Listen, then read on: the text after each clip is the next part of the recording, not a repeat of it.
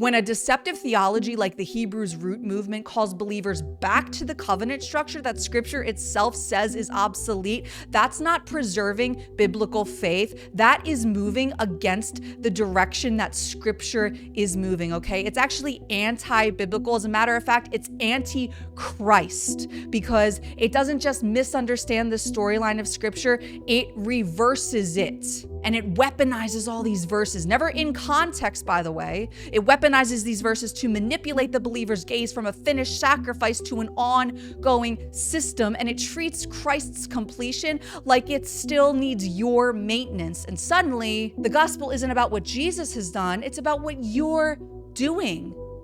Making believers feel spiritually deficient unless they adopt structures God himself transitioned away from, or worse, spiritually superior because they brag on how well they observe the Torah. My friends, that's not deeper alignment with heaven. That is literally stepping out of the new covenant. You see, the work of the Spirit is to specifically anchor us in what Christ accomplished, not to send us searching for spiritual security and covenant markers that God no longer defines as access to him, because God himself says there is a better way. And so when we do this, when we reject the better way, what we're doing is undermining the cross, okay? You have to understand here that when this happens, when the cross is functionally sidelined in favor of observance or extremities, even subtly, then something other than the Spirit of truth is influencing that framework. And scripture is clear that anything that diverts confidence away from the sufficiency of the Son is not coming from the Father. So then who does the Hebrew roots movement come from? Other than the adversary of God.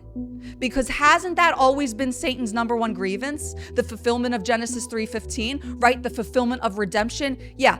That's what the new covenant does. And it's what this movement deceptively dissuades you from. And anything at all that shifts focus from that finished work of Jesus to an old covenant framework as the pathway to deeper spiritual reality, it's not just confused, it is an opposition of the direction of redemption itself.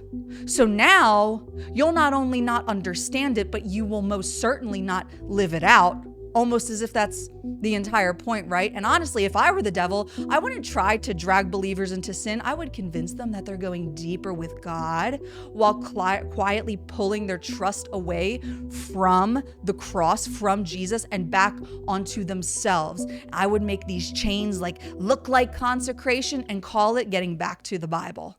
Come on, somebody.